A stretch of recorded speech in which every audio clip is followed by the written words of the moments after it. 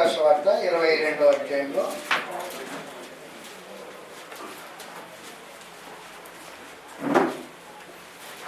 వేరే అంశం ఇది.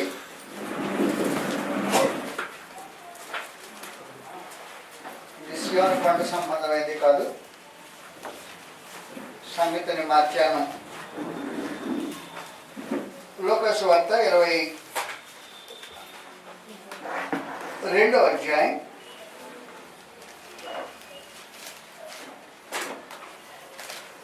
35వ వచనంలో సమాచారం రాబడి ఉంది. మరియు ఆయన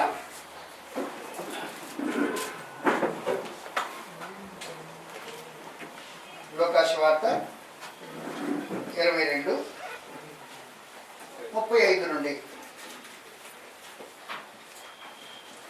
సంచియు జాలయు చెప్పులను లేకుండా నేను మిమ్మల్ని పంపినప్పుడు మీకు ఏమైనా తక్కువ అయినా అని వారిని అడిగినప్పుడు వారు ఏమీ తక్కువ కాలేదండి. అందుకని ఇప్పుడైతే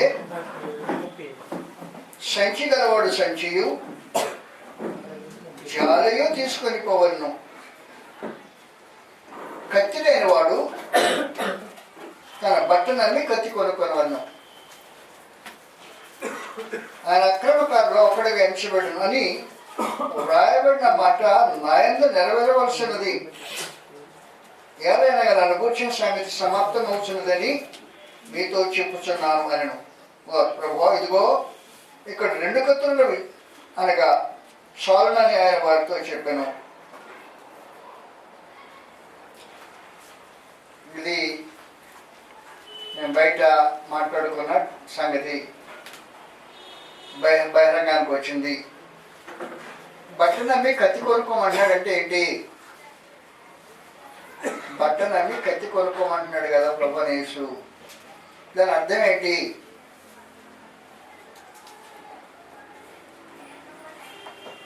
బట్ట కంటే ప్రాముఖ్యమైనది కత్తి అన్నాడు. ఏంటి బట్టలు కత్తి కొనుక్కోమంటే? మహానుభావులు ఏమన్నారంటే, బైబిల్ ప్రాముఖ్యం కాబట్టి బైబిల్ కత్తి, బైబిల్ ఎంత ప్రాముఖ్యమైందంటే నీ బట్టను అమ్మేసి బైబిల్ కొనుక్కో అని చెప్పేశారు. దాని అర్థం ఇదా? గ్రంథం ఏం చెప్తుంది? అందువల్ల బట్టను నమ్మి కత్తి కొనుక్కోమని అన్న తర్వాత ప్రభువైన యేసు నెక్స్ట్ ఇమీడియట్గా ఏం చెప్పాడంటే, ఆయన అక్రమకారులలో ఒకటిగా ఎంచబడును అని రాయబడిన మాట నా యందు నెరవేరవలసినది. ఈ సందర్భంలో చెప్పాడు ఆయన ప్రభువైన యేసు. ఆయన అక్రమకారులో ఒకటిగా ఎంచబడ్డాడు అనే మాట నెరవేరవలసింది కాబట్టి సంగతి చెప్పారు అన్నాడు. బట్ట నమ్మి కత్తి కొనుక్కోవటం అంటే అర్థం ఏంటి?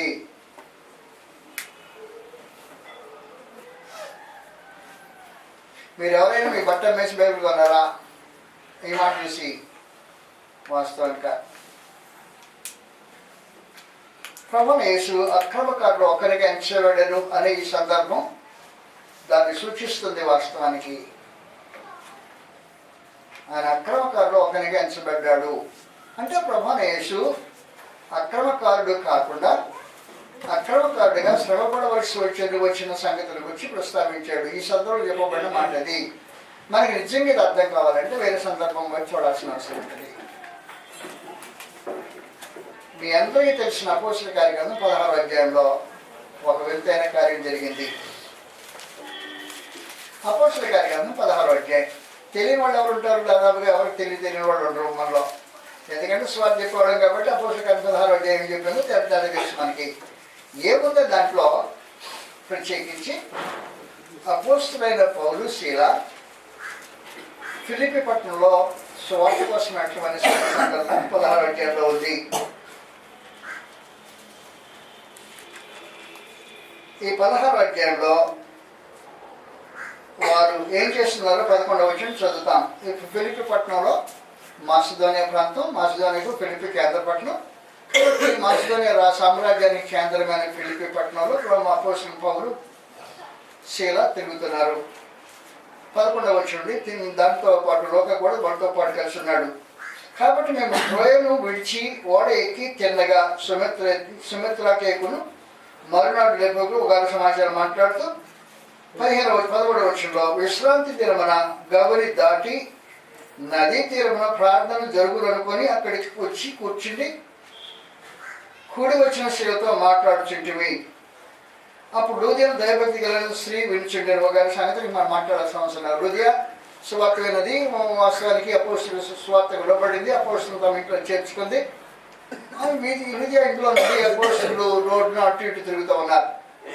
ఆ ఊళ్ళో జరిగిన ఒక వింతైన సమాచారం ఏమంటే, పుతోను అనే ఒక దయ్యం పట్టిన అమ్మాయి యజమానికి సోది చెబుతూ లాభం సంపాదించుకుంటుంది. బిజినెస్ జరుగుతుంది బాగా.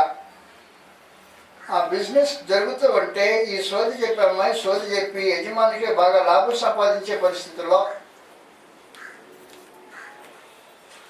రోజు వీళ్ళు దేవుని పరిచారకులు మీ స్వార్థ చెప్తానికి వస్తున్నారని నీ మాట విని విని విసిగిపోయి ఉపవసం పోలేమన్నాడంటే దయ్యాన్ని గద్దించాడు. నువ్వు వీటి ఈమెను వదిలిపోమని చెప్పేశాడు.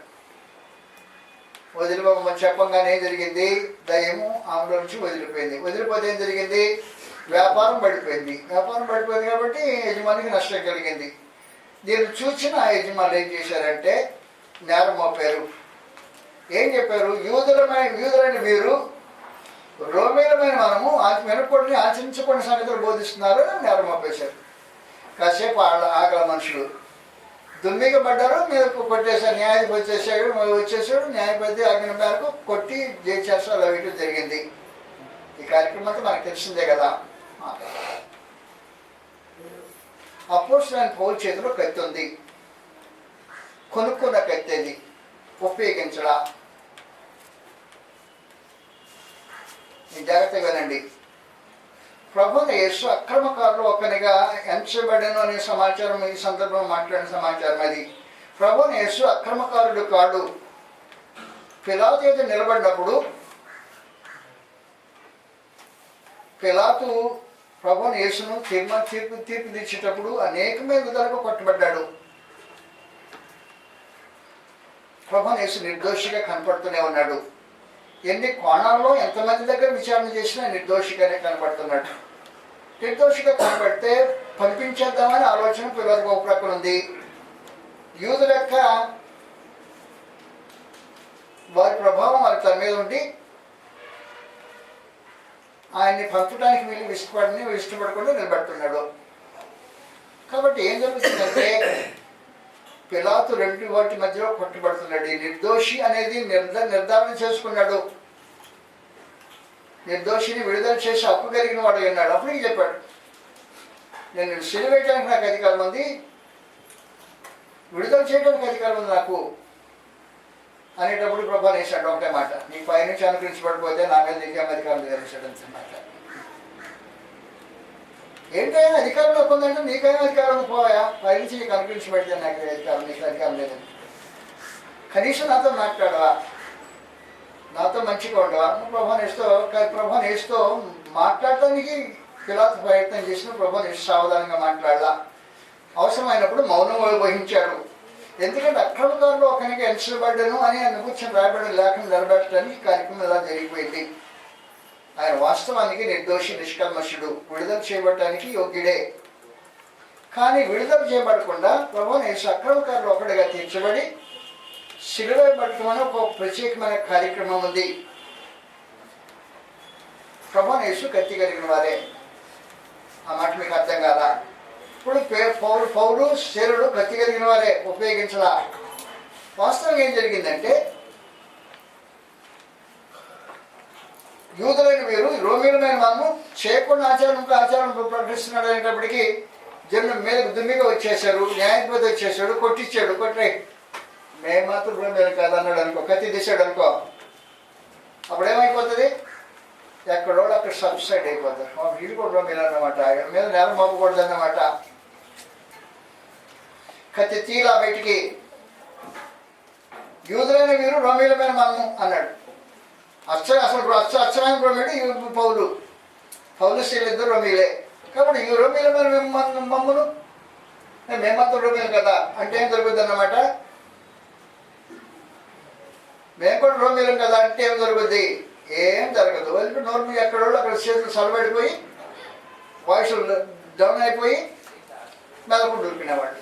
కానీ కత్తి తీయకుండా ఆ దెబ్బలు తిన్నాడు. దెబ్బలు తిని చెరసాలలో వేయబడి చెరసాలలో జరిగిన సంగతి మనకు తెలుసు. రాత్రిలో పాట పాడుతూ ప్రార్థన చేస్తూ వగైరా కార్యక్రమాలు కలిగించాడు. విచిత్రమైన భూకంపం, మామూలు భూకంపం కదా అది. దాని మీద పెద్ద ప్రభావం జైలు మీద. జైల్లో పెద్ద సంఖ్యలు ఊడిపోయాయంట, తలుపులు తెలుసుకున్నాయంట. సంఖ్యలు ఊడిపోయి తలుపులు తెలుసుకున్న మనుషులు ఏమైపోవాలి, పారిపోవాలా. మనందరికీ తెలిసినట్టు మనిషి ఒకళ్ళు ఎవరైనా పారిపోతే రేపు ఎదురు పబ్లిక్లో అవమానకరంగా చచ్చిపోయేందుకు నేనే ఆత్మహత్య చేసుకుంటానని మనిషి పొడుచుకోపోతే చెప్పాడు. రేపు మేము దొంగలు కాదు పారిపోవడానికి, ఎందుకు నువ్వు ఆహ్వానం చేసుకోవద్దు అని చెప్పి. మేము దొంగలైతే కాదు పారిపోవడానికి, కత్తి కలిగిన వారం దొంగలం కాదు, పారిపోయే పరిస్థితి కాదు, ఇది తప్పించుకోవడానికి ఆలోచన చేసాను. అప్పుడు జరిగిన సమాచారం తెలుసు.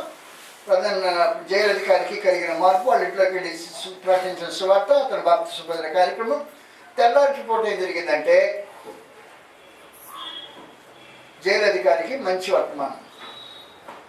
నా సహోదరుని నేను లోపల పెట్టి భయంకరంగా కొట్టాను కదా, వీరికి విడుదల చేయడానికి కూడా దగ్గర అధికారం లేదని ఫీల్ అవుతున్నావా అంటే మనిషికి బయట నుంచి అధికారం పంపించేశానంట. న్యాయాధిపతులను పంపించేసేయండి అని పొద్దున్నే పంపించేయమంట. అప్పుడు తీసాడు కత్తి బయటికి. ఏంటి రోమేలమైన మమ్మల్ని విచారించకుండా కొట్టి ఈ రోజున మమ్మల్ని పంపిస్తారా? అటు కుదరదు, ఆనరమ్మని ఇక్కడికి అనేసాడు. వచ్చేటప్పటికి న్యాయాధిపతులు వణుక్కుంటూ వచ్చేసాడు. మీరు రోమేలు అతను ఏం చేశాం, దయచేసి రోడ్డు లేకపోతే మా ప్రాణాలకు వచ్చేసి లేకపోవడమా.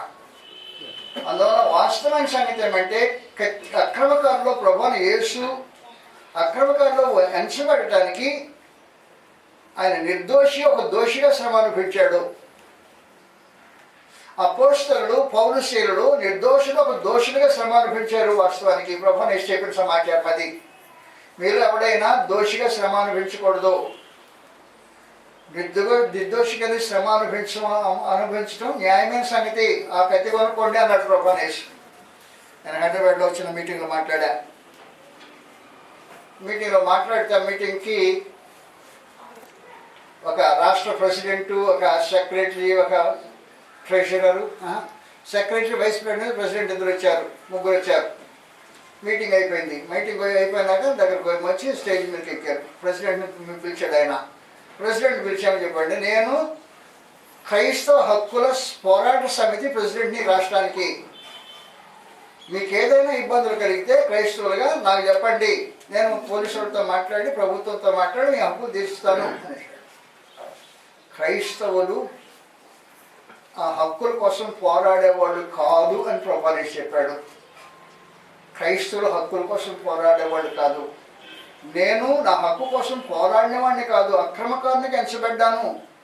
కాబట్టి మీరేం చేయాలంటే కత్తి కలిగిన వారై హక్కు కలిగిన వారే శ్రమ అనుభవించండి, నేరస్తులుగా శ్రమ అనుభవిస్తారు అని ప్రభువు యేసు ప్రత్యేకించి వారికి తెలియజేశాడు. అప్పుడు పైకి తీసేసాడు. కత్తి ఎప్పుడు తీసాడంటే రోమిల్ మమ్మల్ని ఎందుకు నేరం జరుపుకొని కొట్టారు అన్నాడు.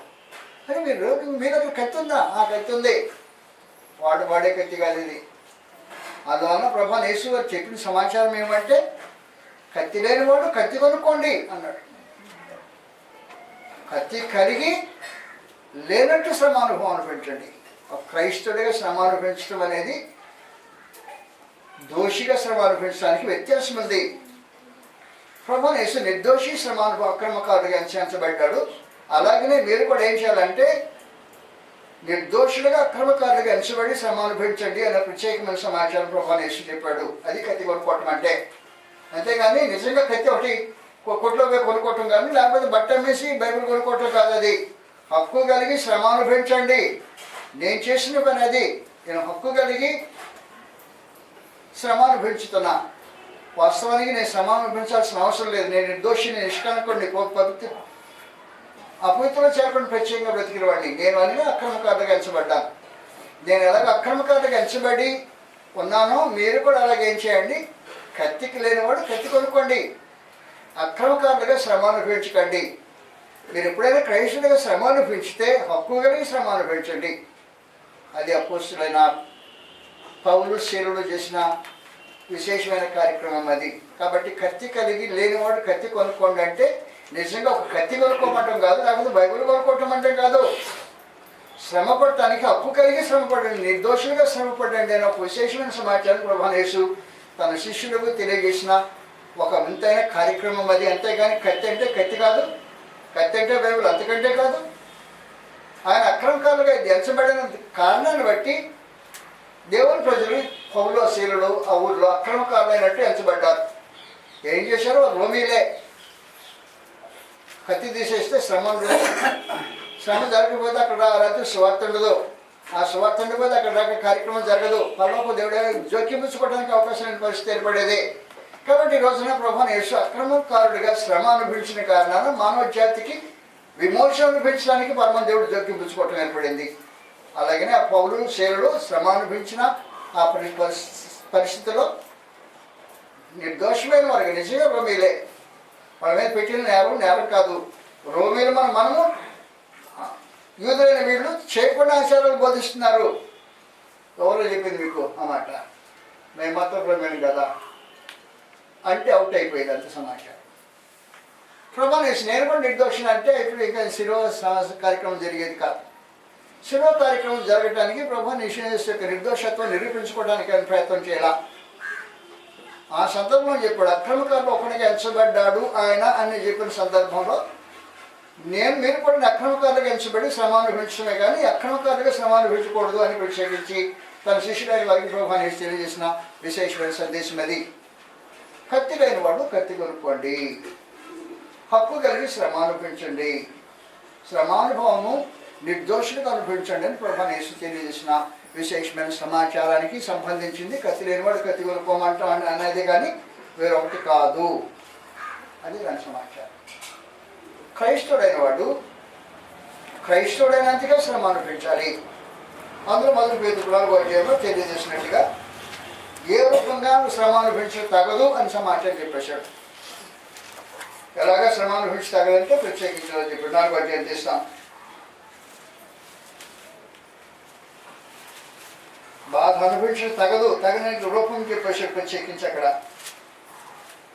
15వ వచనంలో, మీలో ఎవడును నరహంతకుడుగా కానీ దొంగగా కానీ దుర్మార్గుడిగా కానీ పన్ను జొలిగి పోవువాడు కానీ బాధ అనుభవింపదగదు.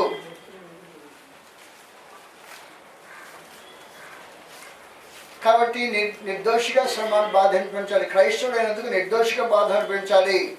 ఆ కత్తి కొనండి అనేది ప్రభువుని యేసు యొక్క సందేశమై ఉంది. కత్తి లేనివాడు కత్తి కొనుక్కోండి అన్నమాట. అందుకని పొరపాటున వెళ్ళిపోయి మార్కెట్లో మంచి కత్తి ఎక్కడ దొరుకుతుందో చూడటానికి కాదు అది. ఆ విషయం ప్రభువుని యేసు చెప్పలేదు. లేదు మంచి బైబిల్ కొనడానికి ప్రభువుని యేసు చెప్పలేదు. ఆ కత్తుల గురించి మాట్లాడాలి, హక్కు గురించి మాట్లాడారు ప్రత్యేకించి.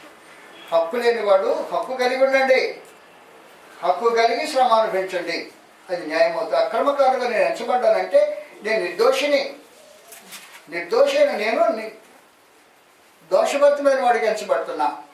అక్రమకారులు ఒకటిగా చేర్చబడి నేను అక్రమకారుడి కాదు, అక్రమకారుడికి ఎంచబడుతున్నాను, హక్కు కలిగి శ్రమ అనుభవిస్తున్నాను. కాబట్టి క్రైస్తవులను నా శిష్యులను మీరు ఏం చేయాలంటే నా మాదిరి అనుసరించి జీవించాలి, నాకులాగా శ్రమ అనుభవించేటప్పుడు నిర్దోషులను అనుభవించాలని ప్రభువుని యేసు చెప్పిన విశేషమైన సమాచారానికి సంబంధించిన సంగతి ఇది. అందువల్ల కత్తి లేనివాడు కత్తి కొనుక్కోండి అని. అందువల్ల మా అక్కడ ప్రెసిడెంట్, సెక్రటరీ, వైస్ ప్రెసిడెంట్ ముగ్గురు వచ్చే స్పీచ్ పెట్టారు. మీకు ఏదైనా మీ మీద ఏకబాలిందంటే మాతో చెప్పేసేయండి అన్నారు. క్రైస్తవుల మీద అంటే బోరబండలో ఒక రోజున ప్రీచర్ని చితక బాధేశారు. అక్కడ బీజేపీ సంబంధించిన మనుషులు చితక బాధేస్తే ఆ సంగతి మేము బోరబండలో ఉంటున్నాం. అందువల్ల మీటింగ్ ఎక్కడో వైఎస్ఆర్ మీటింగ్లో కార్యక్రమం. మీ హక్కులు మేము పోరాడే సమితి, మీ హక్కులకి మేము బాధ్యులమై ఉంటాం. రాష్ట్రానికి నేను ప్రెసిడెంట్ని, ఈ సెక్రటరీని, వైస్ ప్రెసిడెంట్. మీ హక్కులకు పోరాడే విశేషమైన బాధ్యత ఉంది. మీకు ఏదైనా జరిగితే మాకు చెప్పండి, పోలీస్ స్టేషన్లో పోయి మీ సమాచారం మాట్లాడతాం. అవసరం ఉండదు. మా దగ్గర కత్తి కావాలి, కత్తి ఇసురు పడేసి శ్రమాన్ని పెంచడానికి ఉద్దేశించబడిన వాడు కాదు. మా తరపున ఇంకెవడో పోయి ఒకరితో మాట్లాడాల్సిన అవసరం ఉండదు. కృష్ణ ప్రభు తరపున ఇంకెవడో పోయి నిర్దోషిగా మాట్లాడాల్సిన అవసరం ఉండదు. ప్రభువుని యేసు మౌనంగా వహించడం, ప్రశ్నించడంలో మౌనం వహించడంలో ఉద్దేశం ఏమంటే నిర్దోషిగా శ్రమ అనుభవించడానికి సిద్ధపడండి. ఏమి నాతో మాట్లాడు, అవసరం లేదు నీతో మాట్లాడాల్సిన అవసరం. నేను హక్కు, నాకు నా సంగతి నిజంగా తెలిసిన ఎందుకు తెలియదు, నువ్వెవరో నాకు తెలుసు. మరి నన్ను ఆశ్రయించితే ఏం చేస్తాను నేను? నాకు అవసరం లేదు. అక్రమకాడు అంటున్నారు వాళ్ళు. ఎంచబడటానికే సిద్ధపడి ఉన్నా, దానికే శ్రమ అనుభవించడానికి పూనుకున్నాను ప్రభు యేసు ఎలాగో డిక్లేర్ చేశాడో, తన వెంట వచ్చే తన అపోస్తులు, తన శిష్యులు ఈ మార్గంలో రావాలి అని ప్రభు యేసు తెలియజేయడానికి ఉద్దేశించిన సందేశం అది. అంతేగాని కత్తి ఒకటి కొనుక్కోమని దాని ఉద్దేశం కాదు. అంతలో పేతురు ఉపయోగించాడు. నేను దానికి ఉద్దేశించలా, నీ కత్తి వల్ల పెట్టు లేకపోతే పోతావు దాంతో నేను చెప్పేసి ప్రత్యేకించి. ఈ కత్తి గురించి నేను చెప్పలేదు. కత్తి లాగేటప్పటికే ప్రభు ఇక్కడ 2 కత్తులను చాలు అన్నాడు. అందుకే ఒక కత్తి లాగాడు ఒక మనిషి. లాగి మనకు సెవ తగ్గొట్టేసి కింద పడిపోయింది. కత్తి వల్ల పెట్టేయి అనేసి పనమంటే మరి వల్ల పెట్టమంటావేంటి? నేను ఈ కత్తి కూడా వాడమని చెప్పింది నేను సమాచారం. ఈ కత్తులతో యుద్ధం చేయడానికి ఉద్దేశించబడిన వాడిని కాదు, అక్రమకారులు ఒకటిగా చేయబడటానికి కారణం అదే. ఒకవేళ నేను కోరుకుంటే నాకు సైన్యం వస్తుంది పరలోకం నుంచి. వ్యూహంలో సైన్యం దిగుతుంది. వ్యూహంలో సైన్యం దిగిందంటే ఒక్క దేవదూత ఇంకెంతమంది ఎన్ని లక్షల మంది కూడా సాధించి చెప్తాడో ఆ సైన్యం నాకు ఎదుటుంది, కానీ నేను ఉపయోగించను. కత్తి కలిగిన వాడినే వాడను అని చెప్పాడు ప్రభు అనేసి. అందువల్ల కత్తి కలిగి జీవితం కొనసాగించడం క్రైస్తవుల యొక్క అవసరం తగింది. కాబట్టి నేను ఎప్పుడు ఎవరైనా నీకు సహాయం చేస్తాను, క్రైస్తవులను బాధ అనిపించకుండా అడ్డుపడతానంటే అంగీకరించాల్సిన అవసరం లేదు.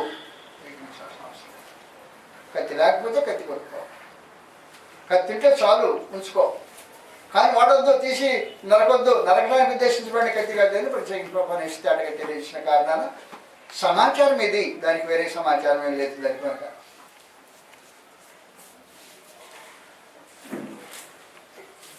నీకేమైనా ప్రశ్న దీని మీద?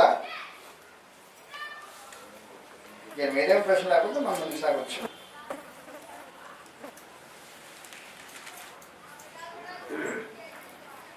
ఆ తర్వాత అపోస్తలుని పౌలు తెలియజేశాడు.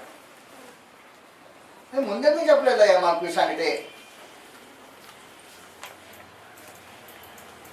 ముందు చెప్పడానికి మా ప్రభు ఆజ్ఞ ఇవ్వలేదు, ఆజ్ఞ లేదు. నీ హక్కుల గురించి ఆయన ఈ సమాచారం మా హక్కులకు పోరాడాలని ప్రభు నీకు తెలియచేయాల. హక్కులు పోరాటంలో క్రైస్తవులు ఉండరు, అది విశేషమైన సంగతి. ఎక్కడైనా హక్కులు పోరాటం జరుగుతుంది అనుకో, నువ్వు ఏ డిపార్ట్మెంట్లో ఉన్నా హక్కులు పోరాటం జరిగితే హక్కుల పోరాటంలో క్రైస్తవులు ఉండరు అనేది విశేషించి ప్రతి క్రైస్తవుడు తెలుసుకోవాల్సిన విశేషమైన సమాచారం. హక్కుల పోరాటంలో క్రైస్తవులు ఉండరు. నిర్దోషులై శ్రమ అనుభవించుతారు. మొదటి శతాబ్దం క్రైస్తవ జీవితంలో విశేషమైన సమాచారం అది. నిర్దోషులై శ్రమ అనుభవించడం అనేది పరమదేవుడు కృష్ణ ద్వారా మానవ జాతికి ఇచ్చిన సందేశం అది. నిర్దోషులుగా శ్రమ అనుభవించండి, దాని సంకల్పంలో భాగం. అందువల్ల ప్రభు యేసు స్వయంగా నిర్దోషిగా శ్రమ అనుభవించి తన శిష్యుడైన వారికి కనుక మార్గం ఉంచిపోయాడు. ఆ మార్గంలో అపోస్తలుడు పౌలు తనతో పాటు శీల ఆ మార్గంలో నడిచారు. ఆ నడిచిన తర్వాత క్రైస్తవ జీవితానికి ఇది మాదిరిగా ఉంచబడిన విశేషమైన కార్యక్రమం. నాకు హక్కు ఉంది కదా, నీకు హక్కు ఉంది కరెక్టే, అయినా శ్రమ అనుభవించు. అది క్రైస్తవ జీవితానికి సంబంధించిన విశేషమైన సమాచారం. హక్కులు ఉన్నాయని హక్కులకు పోరాటాలు చేయొద్దు.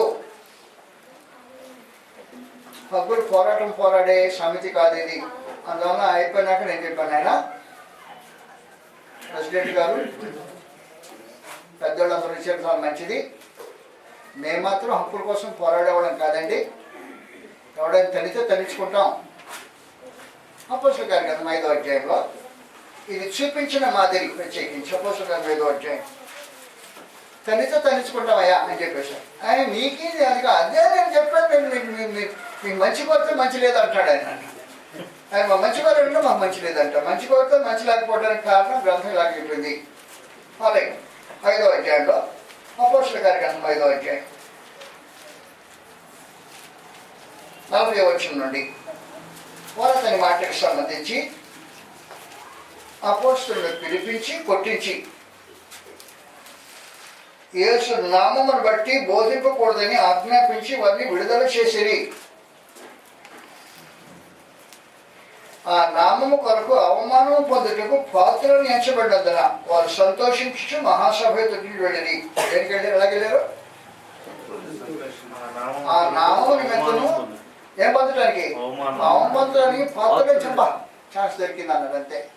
ఆ నామం నిమిత్తం అవమానం పొందడానికి పాత్రగా నిలిచబడినందుకు అది హక్కు కలిగి శ్రమ అనుభవించడం అనమాట. కత్తి కలిగిన వారు కత్తి కలిగి అవమానం అనుభవించడం సమాచారం. ఆ నామం నిమిత్తం అవమానం పొందుటకు పాత్రలని ఎంచబడినందుకు సంతోషించారు. అది క్రైస్తవ జీవితానికి ప్రభువుని యేసు తెలియజేసిన విశేషమైన సమాచారం. ఆ నామం నిమిత్తం అవమానం పొందడానికి పాత్రగా ఎంచబడడం అనే ఒక విశేషమైన సమాచారం ఉంది. ఎవరు సంతోషపడతారు దానికి? సంతోషించే దేనికి? ఏదైనా లాభం కలిగితే సంతోషించాలా, లేకపోతే ఏదైనా డబ్బు వస్తే సంతోషించాలి, లేకపోతే ఏదైనా లాటరీ తగిలితే సంతోషించాలి, లేకపోతే ఏదైనా పెద్ద ఉద్యోగం వస్తే సంతోషించాలి, లేకపోతే ఇంకేదైనా విశేషం దొరికితే సంతోషించాలి. అది లోపం. ప్రభువు యేసు యొక్క బోధ ప్రకారం సంతోషించే దేనికంటే చెప్పేశాడు. ఆయన నామం నిమిత్తం అవమానం పొందుటకు పాత్రలు ఎంచబడినందుకు ఎంత సంతోషం, ఎంత లాభం దొరికింది ఈ రోజున. ఏం దొరికిందా? ఆయన నామం నిమిత్తం అవమానపరచబడడానికి ఛాన్స్ దొరికింది. కత్తి కలిగి శ్రమ అనుభవించడానికి అవకాశం కలిగింది. హక్కు కలిగి అధికారం కలిగి నిర్దోషమైన శ్రమ పడటానికి అవకాశం దొరికింది. దేవుని స్తోత్రం అని చెప్పే ఒక విశేషమైన జీవిత అనుభవాలు దాంట్లో కనిపిస్తుంటాయి. ప్రభువుని యేసు వారికి నేర్పించిన పాఠాలు అవి. ఆ పాఠాలు అనుసరించి నేర్చుకున్న వారు ఆ మార్గంలో కొనసాగించారు. మనకు కూడా ఆ పాఠాలు మిగిలిపోయాయి.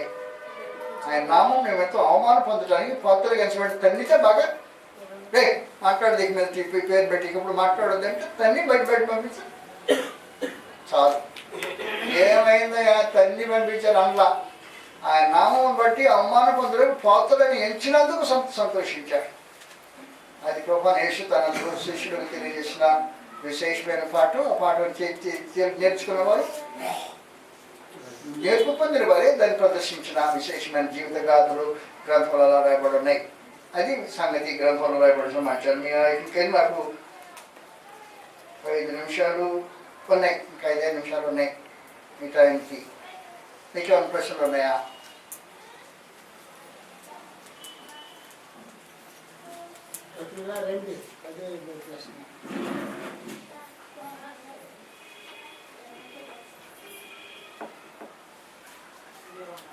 కష్టతరమైన సంగతి అది.